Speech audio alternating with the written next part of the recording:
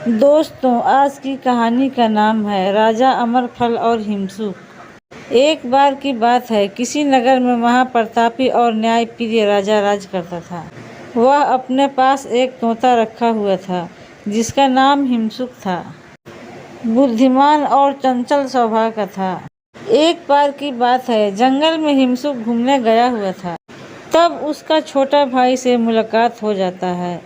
तो उसका छोटा भाई ने बोला, तुमको माँ ने बुलाया है मुलाकात करने के लिए।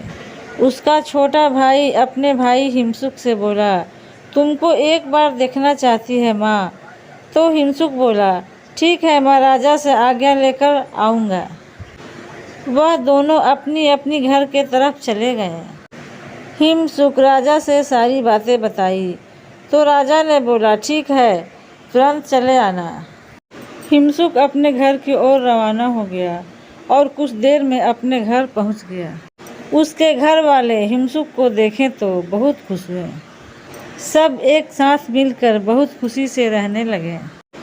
कुछ दिन बीत गया तो हिमसुक अपने माँ से बोला, माँ, अब हमें जाने की आज्ञा दो।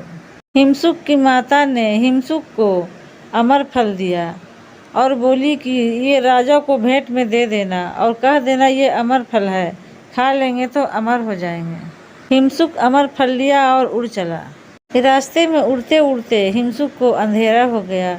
अंधेरा होने के कारण एक पेड़ पर रुक गया और अपना अमर फल वहीं पर रख दिया और वह सो गया। उस पेड़ पर एक सांप रहता था।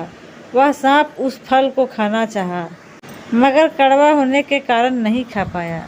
सुबह होते ही हिमसुक फल को लेकर राजमहल की ओर निकल पड़ा।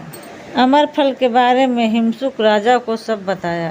राजा बोला, क्या ये अमर फल है? हिमसुक बोला, हाँ महाराज, इसे आप खाकर अमर हो जाएंगे। राजा अमर फल पाकर बहुत खुश हुआ। दरबार में इस फल के बारे में बताया गया। मंत्री ने बोला, क्यों न इस फल को किसी जानवर को खिलाकर देखा जाए, क्या यह अमर फल है या नहीं। अमर फल का टुकड़ा एक चिड़िया को दिया गया। वो चिड़िया खाते ही मर गई। मंत्री ने बोला, महाराज, यह अमर फल नहीं, यह फल मृत्यु फल है। यह बात सुनकर राजा बहुत क्रोधित हुआ और हिमसुक को मार डाला।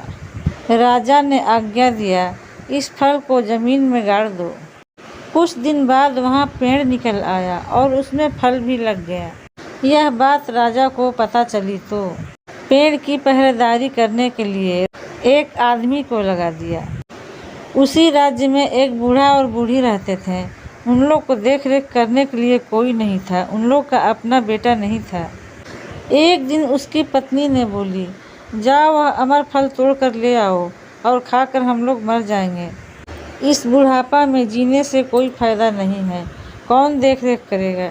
वह बूढ़ा दौड़ते हुए अमर फल के पेड़ के पास पहुंचा और पहरेदार से नज़र बचाते हुए एक फल को तोड़कर ले गया और दोनों बूढ़ा और बूढ़ी खाकर सो गए।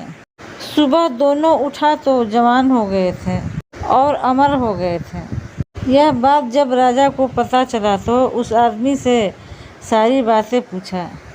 उस आदमी ने एक एक करके सारी बातें बताई। तब राजा को अपनी गलती का एहसास हुआ और अपनी गलती पर बहुत पछतावा हुआ। कोई कदम उठाने से पहले दोस्तों सोच समझ लेना चाहिए कि ये बात गलत है या सही।